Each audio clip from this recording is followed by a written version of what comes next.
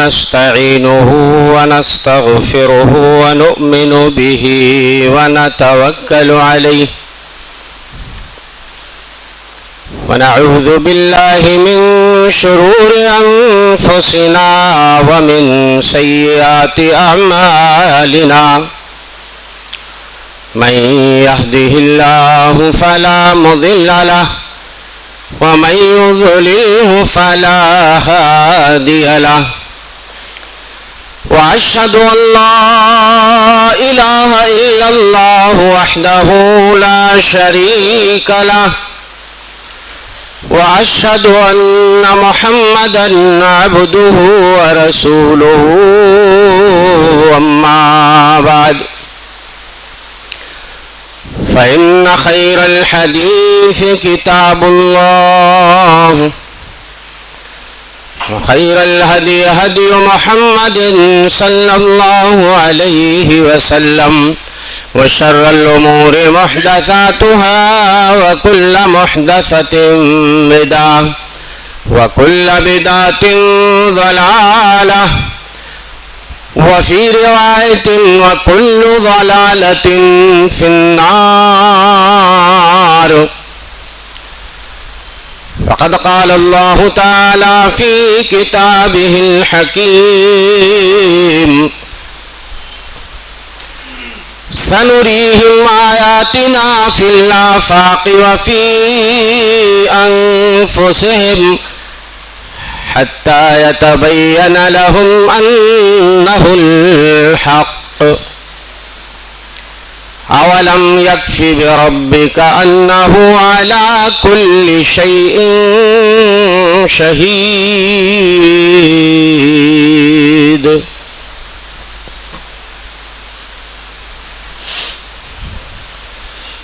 تمام تعریفیں حمد و ستائش کبریائی اور بزرگی عظمت و جلالت اس پاک پروردگار مالک و مختار کے لیے لائق و سزاوار ہے، جو سارے جہانوں کا خالق و مالک ہے، مربی اور پالنہار ہے۔ بعدہ بے شمار درود و سلام نازل ہو اس کے آخری نبی اور رسول جناب محمد مصطفیٰ صلی اللہ علیہ وسلم پر۔ حضرات، جمعہ کے اس مختصر خطبے میں آج اس پاک پروردگار مالک و مختار مربی و پالنہار ستیر و غفار کی عظمت اور اس کی قدرت کی کچھ جھلکیاں دکھانا چاہوں گا۔ وہ اللہ جو عظیم و مطلق ہے، جو اپنی ذات میں عظیم ہے، اسماء و صفات میں عظیم ہے، ربوبیت و الوہیت میں عظیم ہے، ملکوت و جبروت میں عظیم ہے، طاقت و قوت میں عظیم ہے، اور ہیبت و جلالت میں عظیم ہے، حکمت و قدرت میں عظیم ہے، رحمت و شفقت میں عظیم ہے، بر و احسان میں عظیم ہے، عدل و انصاف میں عظیم ہے، لطف و کرم میں عظیم ہے۔ اس کی عظمت کا کوئی اندازہ نہیں کر سکتا ہے، نہ اس کی عظمت کا کوئی آغاز پتہ کر سکتا ہے اور نہ کوئی انتہا۔ کوئی اس کے برابر ہے ہی نہیں، کوئی اس کا ہمسر نہیں کہ کوئی اس کی برابری کر سکے اور کوئی اس کی عظمت اور اس کی قدرت کا اندازہ کر سکے۔ دوستو، اتنی عظیم ذات، اتنی پاورفل ذات، اتنی بزرگی والی، جلالت والی، عظمت والی ذات کہ رات کی تاریکی میں اگر کوئی پتا سرکتا ہے تو میرا مولا اس کو ہی جان لیتا ہے۔ کالی سیاہ رات میں ایک چونٹی اگر کسی پہاڑ کی کھو میں چلتی ہے تو میرا مولا اس کی سرسراہٹ کو جانتا ہے، اور وہ کون سی غذا کھا رہی ہے اس سیاہ رات میں اور اس پہاڑ کی کھو میں، میرے مولا کو اس کا پتہ ہے۔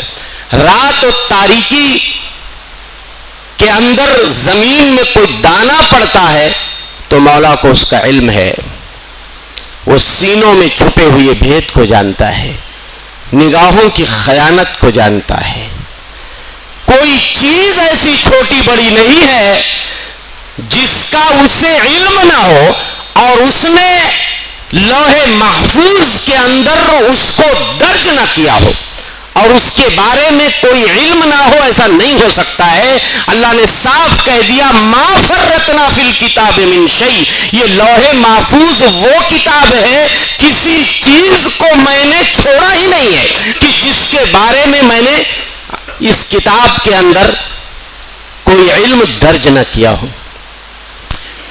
اس کے باوجود بھی اتنی عظمت والی پاورفل ذات کی عظمت کا لوگوں کے دلوں میں نقش نہیں بیٹھ رہا ہے۔ اس کی عظمت، اس کی بزرگی، اس کی کبریائی کی لوگ دھجیاں بکھیرتے ہیں۔ دنیا کے سارے مسلمان اللہ اکبر بولتے کہ نہیں بولتے؟ اللہ سب سے بڑا ہے، لیکن صحیح معنوں میں کتنے کلمہ گو مسلمان ایسے ہیں جو صرف صحیح معنوں میں اللہ کو بڑا مانتے ہو؟ بھئی بڑا ماننے کا مطلب یہ ہوتا ہے، اور بڑا وہ ہے، الہ وہ ہے، معبود وہ ہے جو تمام چیزوں میں تصرف کرنا جانتا ہو، دوسروں کو نفع پہنچانے پہ جو قادر ہو، تکلیفوں کو دور کرنے پہ جو قادر ہو، اور یہ ساری صفات میرے مولا کی ہے۔ مگر لوگ اسے اب دوسروں میں مشترک کر رہے ہیں، دوسروں کو بانٹ رہے ہیں۔ بڑا تو منہ سے بولتے اللہ ہے، لیکن جب لینے دینے کی بات آتی ہے تو کہتے ہیں کہ اللہ کے پلڑے میں عبادت کے سوا کیا ہے، لینا ہے ہمیں جو کچھ لے لیں گے محمد سے۔ اور وہی جو مستوی عرش تھا خدا بن کر اتر پڑا ہے مدینے میں مصطفیٰ بن کر۔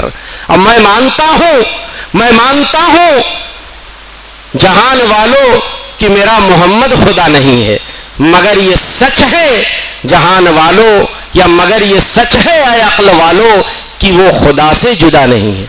نعوذ باللہ من ذالک۔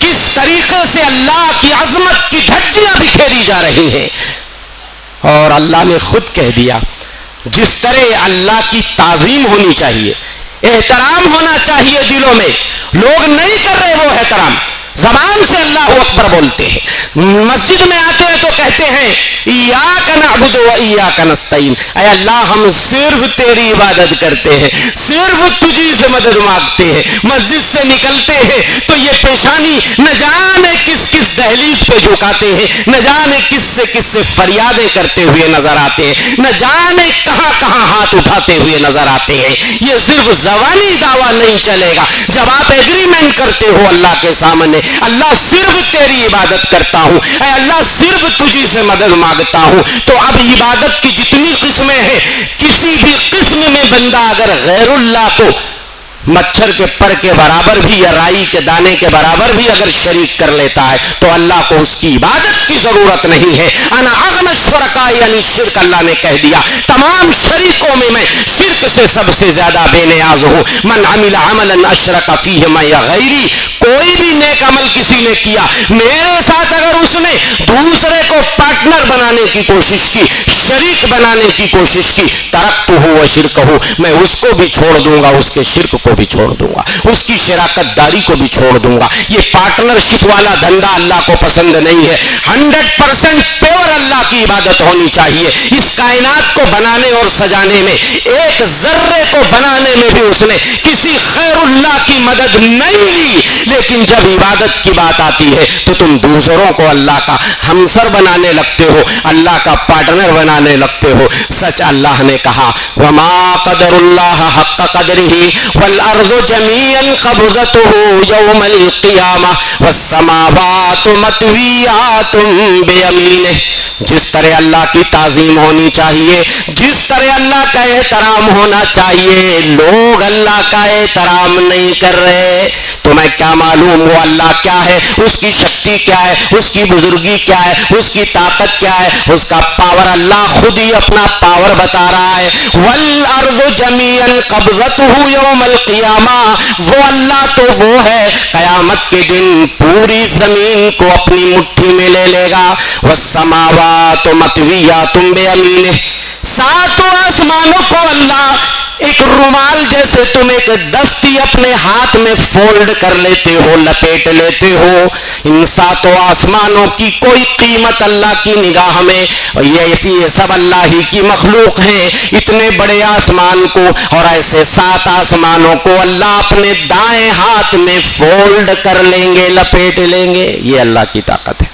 ایک یہودی عالم آتا ہے نبی کی خدمت میں اور کہتا ہے، یا محمد صلی اللہ علیہ وسلم، ہم اپنی کتاب میں تورات میں یہ لکھا ہوا پاتے ہیں، ان اللہ یجعل السماوات علی اصبع، قیامت کے دن اللہ تمام آسمانوں کو اپنی ایک انگلی پہ لے لے گا، والارضین علی اصبع، تمام زمینوں کو اللہ مولا اپنی دوسری انگلی پہ لے لے گا، اور تمام درختوں کو، جنگلات کو اللہ تیسری انگلی پہ لے لے گا، تمام دریاؤں اور سمندروں کو اللہ چوتھی انگلی پہ لے لے گا، اور تمام مخلوق کو 5ویں انگلی پہ لے لے گا۔ بعض روایتوں میں اللہ کے رسول صلی اللہ علیہ وسلم نے اشارہ کر کے بتایا، ثم یہزہن، اتنی بڑی بڑی مخلوق کو اللہ اپنی 5 انگلیوں پہ اٹھا کر کے ایسے ہلائے گا، جنبش دے گا اور کہے گا، انا الملک، آج بادشاہ میں ہوں، این ملوک الدنیا، دنیا کے شہنشاہ کہاں گئے؟ دنیا میں جو خدائی کے دعوے کرتے تھے، جو چودراہٹ و بادشاہت دکھاتے تھے، آئے میرے سامنے آج۔ جب اس یہودی نے یہ بات بتائی کہ ہم اپنی کتاب میں بھی یہ بات پاتے ہیں، تو اللہ کے رسول صلی اللہ علیہ وسلم مسکرانے لگے، ہنسنے لگے، اور آپ نے اسی آیت کریمہ کی تلاوت فرمائی، وَمَا قَدَرُ اللَّهَ حَقَّ قَدْرِهِ وَالْأَرْضُ جَمِيعًا قَبْضَتُهُ يَوْمَ الْقِيَامَةِ۔ اللہ اکبر۔ وہ اللہ تو وہ ہے دوستو، قیامت کے دن اتنے بڑے سورج جو ساری دنیا کو روشنی لٹاتا ہے، اتنا وشال ہے یہ سورج کہ کتنے لوگ سورج کو بڑا مان کر کے اس کی پوجا کرتے ہیں، اس کے سامنے سجدے کرتے ہیں۔ اذا الشمس کورت، وہ اللہ تو وہ ہے۔ قیامت کے دن میرے دوستو اللہ فرماتے ہیں آسمانوں کو لپیٹ دیا جائے گا۔ اللہ آسمان کو ایسا لپیٹ کے، جیسے تم ایک دستی لپیٹ دیتے ہو نا اپنے ہاتھ میں، ایسا لپیٹ کے، اور چاند کو، حضرت ابن عباس وغیرہ کا قول ہے، امام بغوی نے اپنی تفسیر میں نقل کیا ہے کہ اللہ سورج چاند کو اپنے ہاتھوں میں ایسا لپیٹے گا اور ایسا پکڑے گا اور سمندروں میں پھینک دے گا، اور اس کے بعد دریاؤں میں آگ بھڑکا دی جائے گی۔ وَإِذَا الْبِحَارُ سُجِّرَتْ، سمندروں میں آگ بھڑکا دی جائے گی۔ میرے دوستو وہ اللہ کی پاور آپ اس کی طاقت اور اس کا پاور آپ جاننا چاہتے ہیں، اللہ آگے اسی سورت میں فرماتے ہیں وَإِذَا السَّمَاءُ كُشِطَتْ۔ ذرا اللہ کی بزرگی دیکھیے، اس کی جلالت دیکھیے، اس کی عظمت دیکھیے۔ اتنا بڑا آسمان، نیلگوں آسمان جو آپ دیکھ رہے ہو، اس کا کوئی کنارہ نہیں معلوم کسی کو۔ اللہ فرماتے ہیں وہ دن وہ ہوگا کہ آسمان کی ہم کھال ادھیڑ دیں گے۔ یہ زبان کون استعمال کر سکتا ہے؟ لینگویج اللہ ہی استعمال کر سکتا ہے، اسی نے پیدا کیا ہے کہ آسمانوں کی ہم کھال ادھیڑ دیں گے، وہ اللہ ہے دوستو۔ مگر لوگ اللہ کی عظمت جانتے ہی نہیں ہیں، پہچانتے ہی نہیں ہیں۔ اگر اللہ کی عظمت، اس کی شکتی، اس کی طاقت، اس کی بزرگی، اس کے پاور کا لوگوں کو علم ہو جاتا، قسم اللہ کی، اللہ کی شان میں لوگ گستاخیاں نہ کر رہے ہوتے، اللہ کی وحدانیت کی دھجیاں نہ بکھیر رہے ہوتے، نہ جانے کیسے کیسے دوروں پہ اپنے ماتھے نہ جھکا رہے ہوتے، غیروں کو حاجت روا مشکل کشا نہ سمجھ رہے ہوتے، غیروں کو داتا اور گنج بخش نہ سمجھ رہے ہوتے، غیروں کے نام کی قربانیاں نہ کر رہے ہوتے، غیروں کی دہلیز پہ سر نہ جھکا رہے ہوتے، غیروں پہ توکل اور بھروسہ نہ کر رہے ہوتے، غیروں سے ویسی محبت نہ کر رہے ہوتے جیسی محبت کا حق اللہ ہے، اللہ کو ہے، غیروں سے ویسا خوف اور ڈر نہیں اپنے دل میں رکھتے جس طرح کا ڈر اللہ سے ہونا چاہیے، غیروں کے ناموں کی نظر و نیاز نہ مان رہے ہوتے، غیروں کے ناموں کی قربانیاں نہ کر رہے ہوتے، غیروں کے گھروں کا طواف نہ کر رہے ہوتے، اور غیروں کے آستانوں پہ چادریں نہ چڑھا رہے ہوتے۔ توحید کا نقش ہی دل میں نہیں، اللہ کی عظمت، اس کی بڑائی کا احساس ہی نہیں ہے مسلمانوں کو۔ اس لیے میرے بھائیوں یہ ساری گستاخیاں ہو رہی ہیں۔ بخاری کی روایت ہے، اللہ تعالیٰ فرماتے ہیں कज़्ज़बनी इब्नु आदम वलम यकुल लहू ज़ालिक, आदम का बेटा मुझे झुटलाता रहता है, मेरी तकजीब करता रहता है, हालांकि उसे ऐसा नहीं करना चाहिए। वशतमनी वलम यकुल लहू ज़ालिक, आदम का बेटा मुझे गाली देता रहता है, हालांकि आदम के बेटे को मुझे गाली नहीं देनी चाहिए, गाली उसको ज़ेब नहीं देती।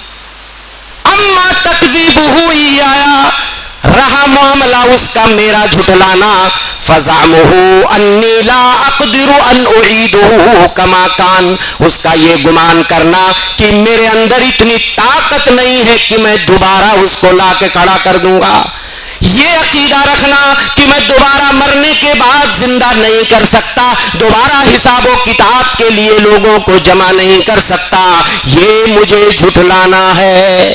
और जहां तक मुझे गाली देने का मसला है, कितने आदम के बेटे ये दावा करते हैं, ये अकीदा रखते हैं, अन्ना ली वलदा फसुबहानी अन अत्तखिज़ साहिबतन व वलदा, कितने लोग ये अकीदा रखते हैं आदम के बेटों में कि मेरा कोई बेटा भी है, हालांकि मेरी जात इस बात से पाक है कि मैं किसी को अपनी बीवी बनाऊं या बेटा बनाऊं।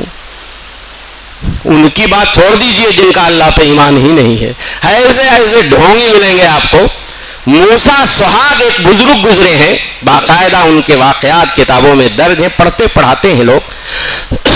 जनाना वज़ाक़ता रखते थे, लेडीज के जैसे जोड़े, लाल जोड़े पहनते थे, हाथों में चूड़ियां पहनते थे, मेकअप करते थे।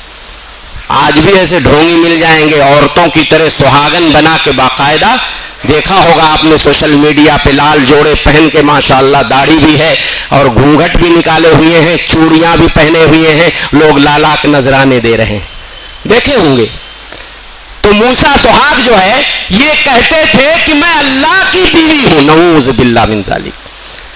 बारिश नहीं हो रही थी एक बार, तो लोगों ने कहा आप ये दावा करते हो कि आप अल्लाह की बीवी हो, तो बोलो ना, बारिश बरसा दें। उन्होंने एक पत्थर उठाया और अपनी चूड़ियों पे दे मारा, चूड़ियां टूट गई और आसमान की तरफ निगाह उठाई और कहा अभी या तो अपना सुहाग वापस ले ले या अभी बारिश भेज दे।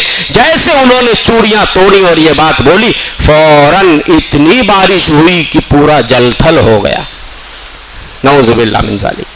दोस्तों, रोजाना आप अपनी निगाहों से देखते हैं लोग किस तरह अल्लाह की उलूहियत की धज्जियां बिखेरते हैं, अल्लाह की शान में गुस्ताखियां जगह जगह आप देख लीजिए, आस्थानों दरगाहों से लेकर के जगह जगह कुब्बों और मज़ारों की आप ज़ियारत करके आप देख सकते हैं किस तरीके से लोग अपने उस पालनहार को भूल गए हैं।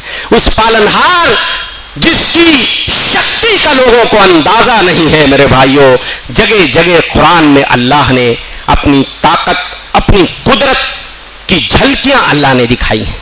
दोस्तों, अल्लाह की वो अल्लाह क्या है, उसकी ताकत क्या है, उसकी चंद झलकियां मैं आपको दिखाना चाहता हूं। वो मौला तो वो है, हाँ, सातों आसमान और जमीन और इनके अंदर जितनी चीजें हैं सारी अल्लाह की पाकी बयान करती हैं, उसी के गुण गाती हैं सारी चीजें, उसी की तस्बीह पढ़ती हैं, उसी की तारीफ करती हैं। वो अल्लाह तो सब्बिहु लहु समावातु सबउ वल अर्दु व मन फीहिन्ना व इन मिन शैइन इल्ला युसब्बिहु बिहम्दिही वलाकिन ला तफ़क़हून तस्बीहहुम। ये सातों आसमान और ये जमीन और इनके अंदर जितनी चीजें हैं, जानदार हैं, नबातात हैं, जमादात हैं, हैवानात हैं, चरिंद परिंदे, सारी चीजें अल्लाह ही की पाकी बयान करती हैं। व इन मिन शैइन इल्ला युसब्बिहु बिहम्दिही, हर चीज अल्लाह की पाकी बयान करती है, तस्बीह पढ़ती है। ये अलग बात है कि तुम उनकी जबान, उनकी तस्बीह नहीं समझते। तस्बीह जो इंसान पढ़ते हैं वो तो हम समझते हैं, लेकिन जो जानवर पढ़ते हैं, जो चरिंद परिंद, नबातात, जमादात, उनकी बोली तो हम नहीं समझते। इमाम बगवी ने अपनी तफसीर में लिखा है, और सुनन नसाई की एक रिवायत भी है कि अल्लाह के रसूल सल्लल्लाहु अलैहि वसल्लम फरमाते हैं, मेढक को कत्ल मत करो, इसलिए कि ये जो टरटराता है ना, नकीक़ुहा तस्बीहुन, इसकी टरटराहट भी अल्लाह की पाकी है। मेढक जो टरटराता है, اس کی تسبیح، یہ تسبیح ہے. اور امام بغوی نے سلف کے بہت سارے اقوال بھی نقل کیے ہیں امام ابراہیم نخعی وغیرہ کا اور دوسرے لوگوں کا، کہ دروازے کی جو چرمراہٹ ہوتی ہے جب آپ دروازے بند کرتے ہو اس سے جو آواز آتی ہے یہ بھی اللہ کی تسبیح ہے. یہاں تک کہ چھتوں میں سے جو دھمک کی آواز آتی ہے یہ بھی اللہ کی تسبیح ہے اور اللہ کی پاکی ہے. اور ایسے ہی یہ بارش کی بوندوں کی کڑکڑاہٹ جو ہے، کھڑکھڑاہٹ جو بوندیں گرتی ہے یہ بھی اللہ کی پاکی ہے. ہر چیز کائنات کی اللہ کی تسبیح اور بڑائی بیان کرنے میں مصروف ہے. اب آپ سوچئے کہ اس اللہ کی عظمت، اس کی جلالت اور اس کی طاقت کا کیا عالم ہوگا. حضرت یونس جب مچھلی کے پیٹ میں گئے اور مچھلی لے کے ان کو دریا کی تہ میں پہنچی، دیکھا کہ اندر کی دنیا جو ہے، سمندر کے اندر کی دنیا جتنی مخلوق ہے سمندر کے اندر، وہاں سے اللہ کی تسبیح کی آواز آ رہی ہے. حضرت یونس نے مچھلی کے پیٹ میں اللہ کی پاکی بیان کرنا شروع کر دیا.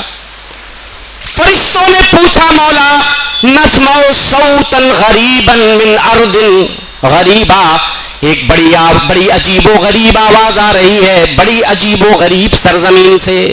وہ آواز نہ زمین سے آ رہی ہے نہ آسمان سے، بڑی عجیب و غریب سرزمین سے آ رہی ہے. اللہ نے فرمایا میرا بندہ یوسف جو مچھلی کے پیٹ میں ہے اور مچھلی دریا کی تہ میں ہے، وہاں سے وہ میری پاکی بیان کر رہا ہے. ہر چیز کائنات کی اللہ کی پاکی بیان کرتی ہے. اللہ کی عظمت، اس کی بڑائی آپ جاننا چاہتے ہیں؟ اللہ فرماتے ہیں ما من دابۃ فی الارض الا علی اللہ رزقها ویعلم مستقرها ومستودعها کل فی کتاب مبین. اللہ فرماتے ہیں اس روئے زمین پر جتنے بھی جاندار ہیں سب کی روزی کا ذمہ اللہ نے لیا ہے. ہاں، سب کی روزی کا ذمہ اللہ نے لیا ہے، کسی کو وہ بھوکا نہیں سلاتا. وہ میرا مولا ہے. زمین میں جتنے جاندار، کتنے جاندار ہیں تمہارا کیلکولیٹر فیل ہو جائے گا، تم جوڑ ہی نہیں سکتے کہ اس زمین پر خشکی میں تری میں ملا کر کے کتنے جاندار ہیں. سب کی روزی کا ذمہ، اور صرف روزی ہی نہیں، وَيَعْلَمُ مُسْتَقَرَّهَا وَمُسْتَوْدَعَهَا، کون سی مخلوق کہاں پر قرار پکڑتی ہے، کہاں پر پناہ لیتی ہے، کہاں پر رات گزارتی ہے، اور مرنے کے بعد اسے کہاں پہ سونپا جائے گا. ساری چیز اللہ کو پتا ہے. تمام مخلوق کا اٹھنا بیٹھنا، مرنا گرنا اور پیدا ہونا، ہر چیز کا علم میرے مولا کو ہے. کل فی کتاب مبین. یہ مت سوچو صرف انسانوں کی تقدیر لوح محفوظ میں لکھ.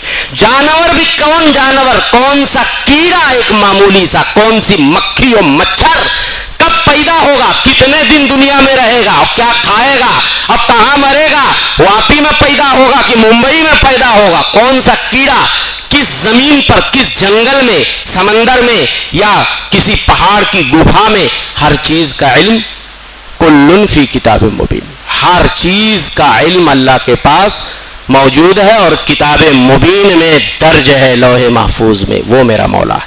اس کا اگر اندازہ ہو جائے مسلمانوں کو، قسم اللہ کی، اللہ کا در چھوڑ کے مسلمان کہیں ہل نہیں سکتا ہے. اللہ کے علاوہ کسی کے آگے ہاتھ پھیلانے کی جرات نہیں کر سکتا ہے. جو کہتے ہیں کہ مرنے کے بعد پاور بڑھ جاتا ہے، ہاں، نہ جانے کہاں کہاں لوگ دھجیاں توحید کی بکھیرتے پھرتے ہیں اور نہ جانے کن کن لوگوں کو حاجت روا مشکل کشا سمجھتے لگتے ہیں. لیکن قیامت کے دن میرے دوستو، جب لوگ اللہ کا عذاب دیکھیں گے تب سمجھ میں آئے گا ان القوت للہ جمیعا، ساری کی ساری طاقت، پورا پاور اللہ کو ہے، کسی کو پاور ہی نہیں اس نے دیا. تو مرنے کے بعد پاور بڑھنے کا سوال ہی نہیں پیدا ہوتا. ارے اس نے دیا ہی نہیں کسی کو پاور، تو پاور چاہے زندگی میں ہو اور چاہے مرنے کے بعد تو سوال ہی پیدا نہیں ہوتا. یہ تو عقل بھی ایکسپٹ نہیں کرتی. ہاں، زندگی میں ہی اس نے کسی کو پاور نہیں دیا، کہ کسی کو کوئی نفع پہنچا دے، کسی کو کوئی نقصان پہنچا دے، کسی کا کوئی بال بیکا کر دے، کسی کو کوئی بیٹا بیٹی دے دے، کسی کو بیماری سے شفا دے دے، کسی کی تجارت میں برکت دے دے، یہ صرف اللہ کا کمال ہے. وہی ساری چیزیں آج کچھ لوگ، بہت سے مسلمانوں کا یہ عقیدہ، نعوذ باللہ من ذالک، آسمان و زمین کو پیدا کرنے کے بعد، پورا کائنات کا سسٹم بنانے کے بعد اللہ نے اس سسٹم کو دوسروں کو ہینڈ اوور کر دیا، کتبوں کو ہینڈ اوور کر دیا، ولیوں کو ہینڈ اوور کر دیا، غوثوں کو ہینڈ اوور کر دیا، اور بزرگان دین کو ہینڈ اوور کر دیا. نعوذ باللہ. اب اس کو لوگوں نے اللہ کو عرش کے اوپر اور عرش پہ بھی نہیں مانتے. وحدت الوجود کا عقیدہ کھلم کھلا شرک ہے. ہر جگہ اللہ ہے، ہر جگہ اللہ ہے. صوفی کے جبے میں بھی اللہ ہے، ما فی الجبۃ الا اللہ. یہ وحدت الوجود کا عقیدہ، یہ حلول کا عقیدہ، یہ شہود کا عقیدہ، یہ سارے شرکیہ عقائد جو اللہ کی عظمت کی دھجیاں بکھیرتے ہیں. صوفی کے جبے میں اللہ کیوں آئے گا؟ ہاں، اور کہتے ہیں اور صوفی جب ترقی کر جاتا تو اللہ میں ہی گھس جاتا ہے. نعوذ باللہ. ہر جگہ اللہ ہی نظر آتا ہے. کہتے ہیں اللہ ہر جگہ نظر نہیں آتا، وہ عرش کے اوپر ہے. اس کا علم اور اس کی قدرت کی نشانیاں بکھری ہوئی ہیں. ففی کل شیء لہ آیۃ. کائنات کی ہر چیز میں اللہ کی قدرت کی جھلک ہے. اللہ نہیں ہے، اللہ نہیں ہے ہر چیز میں، اللہ کی قدرت کی جھلک ہے. تدل علی انہ واحد. ہر چیز چیخ چیخ کر یہ گواہی دیتی ہے کہ اللہ ایک ہے. ہر چیز گواہی دیتی ہے کہ اللہ ایک ہے. تو میرے بھائیوں، یہ میں نے دو جھلکیاں دکھائی ہیں کہ اللہ تعالیٰ کی پاکی ہر چیز بیان کرتی ہے اور اللہ کے ذمہ ہر جاندار کی روزی ہے. تیسری دلیل میں آپ کو دیتا ہوں، اللہ کی عظمت، اس کی پاکی، اس کی بڑائی، اس کی بزرگی، عظمت شان. دیکھیے، تمام مخلوق میں اللہ کی اگر پوچھا جائے سب سے بڑی مخلوق کیا ہے تو آپ کو بولنا پڑے گا اللہ کا عرش. تمام مخلوق کے اوپر یہ چھت ہے اور میرا مولا اس عرش کے اوپر ہے. عرش تمام مخلوقات میں سب سے بڑی مخلوق کیا ہے؟ عرش ہے. اور جہاں اللہ کے پیر کی جگہ ہے وہ کرسی ہے. اور آپ قرآن کی سب سے افضل آیت پڑھتے ہو جس کو آیت الکرسی کہا جاتا ہے. وہ کرسی کتنی بڑی ہے؟ وسع کرسیہ السماوات والارض. اس کی کرسی آسمان و زمین کو گھیرے ہوئے ہے. کرسی اس کا عرش ہے، اسٹیج ہے، اور کرسی پیر رکھنے کی جگہ. حضرت ابن عباس فرماتے الکرسی موضع قدم الرب. رب کے پیر کی جگہ پہ ہے. اللہ کے رسول فرماتے السماوات السبع فی الکرسی الا کحلقۃ ملقاۃ بارض فلا. ساتوں آسمان کی مثال اللہ کی کرسی کے مقابلے میں ایسی ہے. یہ ساتوں آسمان اللہ کی کرسی کے مقابلے میں اتنے چھوٹے ہیں میرے بھائیوں، جیسے کسی صحرا میں، بیابان میں لوہے کا کوئی اتنا بڑا رنگ اور چھلا پھینک دو. لکو دک صحرا ہے، تا حد نگاہ کوئی میدان ہے، اتنا بڑا لوہے کا چھلا پھینک دو تو یہ صحرا جو ہے یہ کرسی ہے اور تمہارا یہ ساتوں آسمان یہ چھلا ہے. اور جب آپ کرسی کو کمپیئر کرو گے اللہ کے عرش سے، جب کرسی کو کمپیئر کرو گے، مقارنہ کرو گے عرش سے، تو عرش کتنا بڑا ہے. اللہ کے رسول فرماتے ہیں وَفَضْلُ الْعَرْشِ عَلَى الْكُرْسِي كَفَضْلِ تِلْكَ الْفَلَاةِ عَلَى تِلْكَ الْحَلَقَةِ. عرش کی فضیلت کرسی پر، اللہ کی کرسی پر ایسے ہے جیسے اس صحرا بیابان کی فضیلت اس چھلے پر ہے. اب جب عرش سے کمپیئر کرو گے، ابھی تک کرسی بڑی تھی، اب عرش سے جب کمپیئر کیے تو کرسی ایسے ہو گئی جیسے چھلا. پہلے ساتوں آسمان چھلا رنگ، اور اب کرسی بہت چھوٹی ہو گئی اور میرا مولا اس عرش پر ہے. مگر ساری چیزوں کی خبر، ساری چیزوں کی نگرانی، دلوں میں ہم کیا سوچتے ہیں وہ بھی میرے اللہ کو پتا ہے. اور اس کے عرش کو میرے بھائیوں 8 فرشتے اٹھائے ہوئے ہیں. اللہ فرماتے ہیں وَيَحْمِلُ عَرْشَ رَبِّكَ فَوْقَهُمْ يَوْمَئِذٍ ثَمَانِيَةٌ. قیامت کے دن اللہ کے عرش کو 8 فرشتے اٹھائے ہوئے ہوں گے. یہ فرشتے جو عرش کو اٹھائے ہوئے ان کو حاملین عرش کہا جاتا ہے. اور عرش کے ارد گرد بہت سارے فرشتے ہیں بڑے بڑے فرشتے جو اللہ کی ہمیشہ پاکی بیان کرتے رہتے ہیں. الذین یحملون العرش ومن حولہ یسبحون بحمد ربہم ویؤمنون بہ. وہ فرشتے جو اللہ کے عرش کو اٹھائے ہوئے ہیں اور عرش کے ارد گرد جتنے فرشتے ہیں سارے اللہ کی تعریف کرتے ہیں, اس کی پاکی بیان کرتے ہیں, اسی پر ایمان رکھتے ہیں. ان کو کروبین کہا جاتا ہے یا ملائکہ مقربین. اللہ سے سب سے قریب ہیں یہ فرشتے جو عرش کو اٹھائے ہوئے ہیں یا عرش کو گھیرے ہوئے ہیں. یہ ملائکہ مقربین ہیں, یہ سب سے قریب ہے اللہ سے. کوئی اللہ فیصلہ جب عرش پہ کرتا ہے نا تو سب سے پہلے اس کی خبر کس کو لگتی ہے؟ یہ جو عرش کو گھیرے ہوئے ہیں یا اٹھائے ہوئے ہیں. لیکن جب میرا مولا عرش میں کوئی فیصلہ کرتا ہے میرے بھائیوں, آسمانوں میں ہڑبونگ مچ جاتی. نبی فرماتے ہیں اللہ جب کوئی آسمانوں میں فیصلہ کرتا ہے ایسی کھنکھناہٹ کی آواز آتی ہے جیسے کسی صحرا اور چٹیل میدان میں کوئی زنجیر پٹک دو, ویسی آواز آتی ہے. سارے فرشتے بعض روایتوں میں بے ہوش ہو جاتے ہیں, اپنے پروں کو پھڑ پھڑانے لگتے ہیں. فرشتوں کے پاس بہت سے پر ہوتے ہیں, ہاں سمجھ گئے نا, تو پروں کو پھڑ پھڑانے لگتے ہیں. جب ہوش میں آتے ہیں تو ایک دوسرے سے پوچھتے ہیں ماذا قال ربکم, اللہ نے کیا فیصلہ کیا. اب نیچے آسمان والے اپنے اوپر والوں سے پوچھتے, اوپر والے اپنے اوپر والوں سے پوچھتے. ایسے ایسے بات جاتی ہے. سب سے اوپر جو عرش کو اٹھائے ہیں یا عرش کو گھیرے ہیں ان کو پہلے خبر لگتی ہے. وہ کہتے ہیں جو بھی میرے مولا نے کہا وہ حق کہا, درست فیصلہ کیا. اور میرے بھائیو آسمان والے کی بات چرانے کے لیے بہت سے چٹے کان لگائے رہتے. یہ چٹے کون ہیں معلوم ہے؟ یہ چٹے شیطان ہیں. یہاں زمین سے بیٹھنا شروع کرتے ہیں ایک دوسرے کے اوپر. ایسا اللہ کے رسول نے ایک دوسرے کے اوپر یہ چٹے عرش والے کی بات کو چرانے کے لیے بیٹھتے بیٹھتے بیٹھتے بیٹھتے آسمان دنیا تک پہنچ جاتے ہیں اور وہاں کان لگا کر کے بیٹھے رہتے. سوچو ایک دوسرے کے اوپر سوار ہیں, سوچو کتنے شیطان ہو جاتے ہوں گے وہاں تک پہنچنے کے لیے آسمان دنیا. کوئی گن سکتا؟ نہیں گن سکتا. یہ اللہ کی مخلوق ہے. جب اللہ عرش پہ کوئی فیصلہ کرتا ہے اور آسمانوں میں اس کی گونج سنائی دیتی ہے, فرشتے آپس میں چیمی گوئیاں کرتے ہیں کہ یہ فیصلہ عرش پہ ہوا ہے, تو یہ کیا کرتے ہیں؟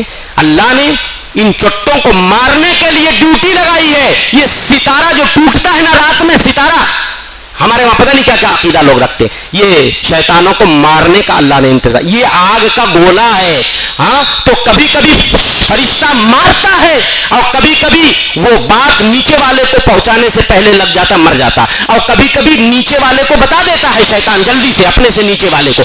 اور فرشتہ جب مارتا ہے تو اس کو وہ آگ کا گولا جس کو شہاب ثاقب کہا جاتا ہے وہ لگ جاتا, وہ مر جاتا. لیکن اب وہ نیچے والا اس کے نیچے والے کو, اس کے نیچے والا اس کے نیچے والے کو, یہاں تک کہ زمین میں یہ بات پہنچ جاتی ہے عرش والے کی. اب زمین والا شیطان بھاگتا ہے چلا کشوں کے پاس جو ان کو اپنے اندر میں یہ شعبد آباز, یہ کاہن, یہ ساحر, یہ نجومی, یہ غیب کا علم بتانے والے, یہ ہاتھوں کی لکیریں دیکھنے والے, لوگوں کے دین ایمان کا سودا کرنے والے, اس ایک عرش کی بات کو ایک سچی بات میں 99 جھوٹ ملاتے ہیں, لوگوں کو بے وقوف بناتے ہیں. اور جب ایک بات سچی ہو جاتی ہے وہ بھی عرش والے کی بات ہوتی ہے, اور وہی صرف سچی ہو سکتی ہے, 99 جھوٹی باتیں ہوتی ہیں. کہتے ہیں دیکھو میں نے ایک بات جو کہی تھی وہ پوری ہو گئی.